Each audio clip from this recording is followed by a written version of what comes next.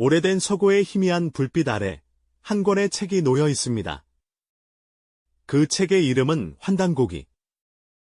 누군가는 이 책을 가리켜 민족의 잃어버린 역사를 되찾아 줄 위대한 보물이라며 뜨겁게 열광하죠. 하지만 또 다른 누군가는 아주 치밀하게 조작된 거짓의 역사라며 서늘한 눈빛으로 맹렬히 비판합니다. 이 이야기는 환단고기를 둘러싼 뜨거운 감정적 대립을 잠시 내려놓고 시작합니다. 대신 사료 비판이라는 아주 객관적이고 날카로운 잣대를 손에 들고 그 본질을 차근차근 해부해 나갈 겁니다. 그리고 그 과정 속에서 우리가 어쩌면 잊고 있었던 역사, 탐구의 가장 중요한 원칙들을 다시금 되새기게 될 것입니다. 찢겨진 페이지와 불타오르는 서고의 이미지 속에서 과연 우리는 무엇을 발견하게 될까요? 환단고기라는 책이 펼쳐놓는 세상은 그야말로 거대하고 장엄합니다. 우리가 흔히 역사의 시작점으로 알고 있는 단군조선, 그보다 훨씬 이전에 존재했다는 배달국과 황국의 이야기가 담겨 있거든요. 그 연대를 거슬러 올라가면 무려 9,000년에 이르는 아득한 상고시대의 문명이 눈앞에 펼쳐지는 거죠.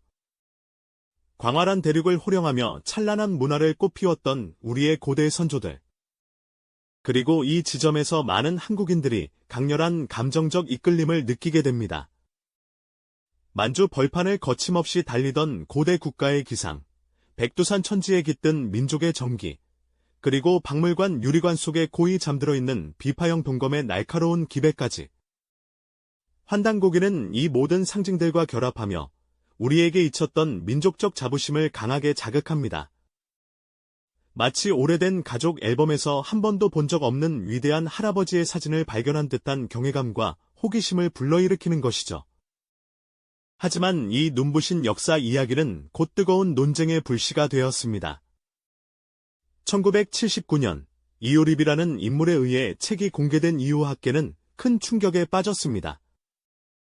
학자들은 조용한 서고 안에서 확대경을 들고 책의 문장 하나하나를 분석하기 시작했습니다.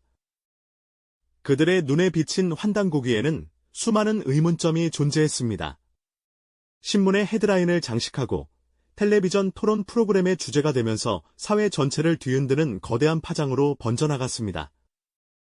격렬한 토론이 벌어지는 학회장에서는 서로를 향한 날선 비판이 오갔고 학자들의 연구실은 밤늦도록 불이 꺼지지 않았습니다.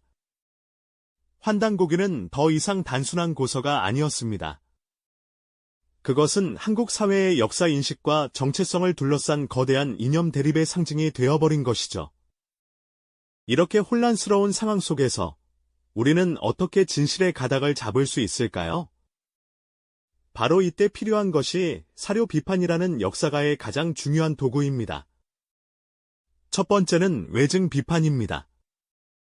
이것은 우리가 분석하려는 사료, 즉 환단고기를 다른 신뢰할 만한 기록들과 비교 대조하는 작업이죠. 두 번째 방법은 내증 비판입니다. 이것은 사료의 바깥이 아닌 그 안을 깊숙이 들여다보는 작업입니다. 학자들은 확대경으로 고문서의 글자 하나하나를 뜯어보고 여러 사료를 나란히 펼쳐놓고 비교하는 도표를 만들며 연대기 타임라인 위에서 사건의 흐름이 어긋나는 지점을 정확히 찾아냅니다. 이러한 이성적이고 분석적인 과정을 통해 감정에 휩쓸리지 않고 역사의 진실에 한 걸음 더 다가갈 수 있는 것이죠. 물론 이러한 위서론의 날카로운 비판에 맞서는 옹호론자들의 목소리 또한 매우 강력합니다.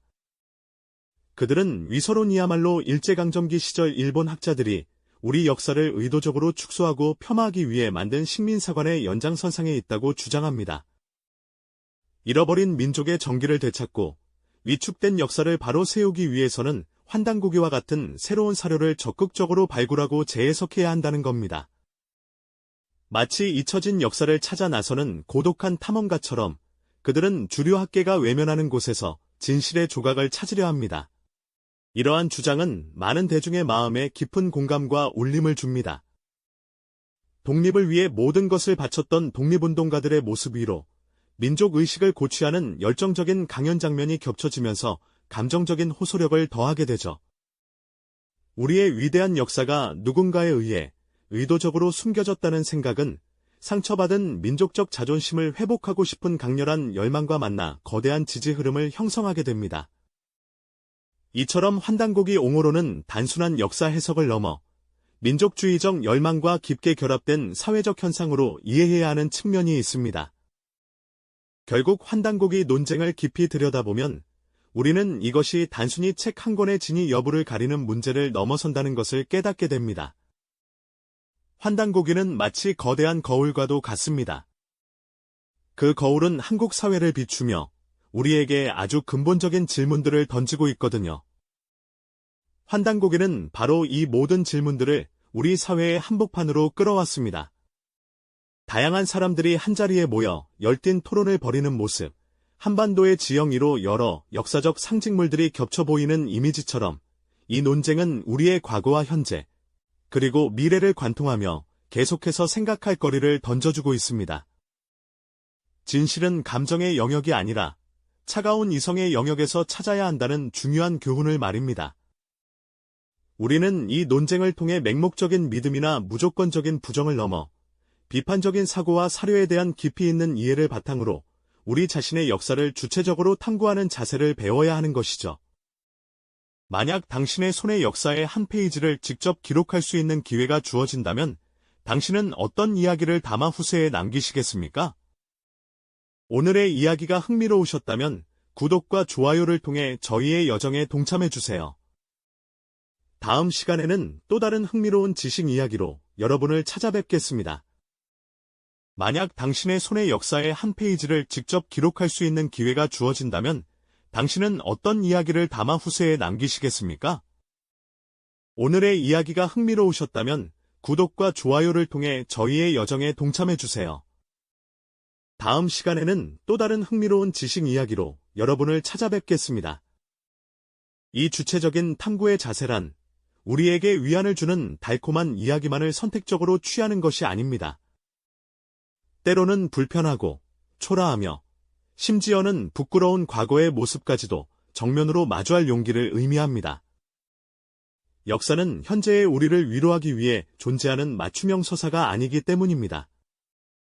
그것은 마치 오래된 지층과도 같아서 영광의 흔적과 함께 상처와 모순의 흔적 또한 고스란히 품고 있습니다.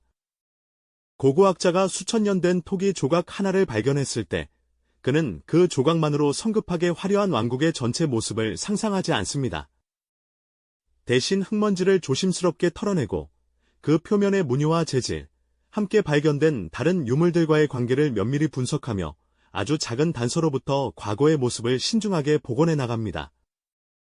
이 과정은 더디고 결코 극적이지 않지만 바로 이 지점에서 상상과 사실이 구분되고 역사는 비로소 학문으로서의 생명력을 얻게 됩니다. 환단고기가 제시하는 장엄한 서사는 분명 매력적이지만 그 서사를 뒷받침할 교차 검증 가능한 증거의 지층이 너무나도 얇거나 존재하지 않는다는 점이 바로 역사가들이 가장 냉정하게 지적하는 부분인 것입니다. 더 나아가 우리는 질문의 방향을 조금 바꿔볼 필요도 있습니다. 어쩌면 환단고기 논쟁의 핵심은 이 책이 고대의 역사를 정확히 기록했느냐의 여부를 넘어 이 책이 왜 지금의 우리에게 이토록 강력한 울림을 주는가에 있을지도 모릅니다. 즉, 환단고기라는 텍스트 자체를 고대사가 아닌 현대사의 사료로 바라보는 관점입니다.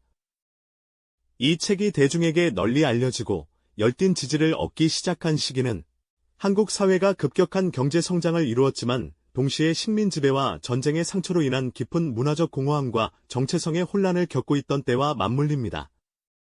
결국 이 기나긴 논쟁의 끝에서 우리가 얻어야 할 궁극적인 교훈은 역사를 단순히 자긍심 고취의 수단으로 삼으려는 유혹에서 벗어나는 것입니다. 진정한 역사적 자부심은 만들어진 신화가 아닌 엄밀한 고증과 비판을 통해 확인된 사실 위에서라야 비로소 단단하게 뿌리내릴 수 있기 때문입니다. 오류와 한계를 포함한 우리의 과거 전체를 있는 그대로 끌어안고 그것을 바탕으로 미래를 성찰해 나갈 때 우리는 비로소 진정한 의미의 역사적 주체로 바로 설 수 있을 것입니다.